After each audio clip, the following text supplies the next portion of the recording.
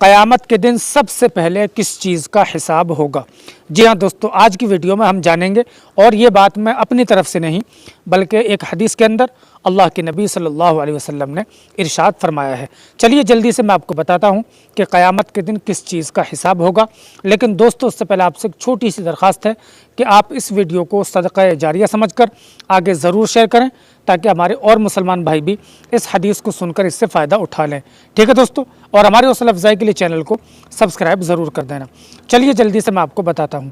ایک حدیث کے اندر اللہ کے نبی صلی اللہ علیہ وسلم ارشاد فرماتے ہیں کہ قیامت کے دن سب سے پہلے نماز کا حساب ہوگا۔ جس کی نماز اچھی نکل آئی اس کی باقی اعمال بھی اچھے نکل جائیں گے، اور جس شخص کی نماز خراب نکل آئی اس کے باقی اعمال بھی خراب نکل جائیں گے۔ اس لیے دوستو، باقی اعمال کا دار و مدار بھی نماز کے اوپر ہے، اس حدیث کی بنیاد پر۔ اس لیے سب سے پہلے اپنی نمازوں کو شروع کریں۔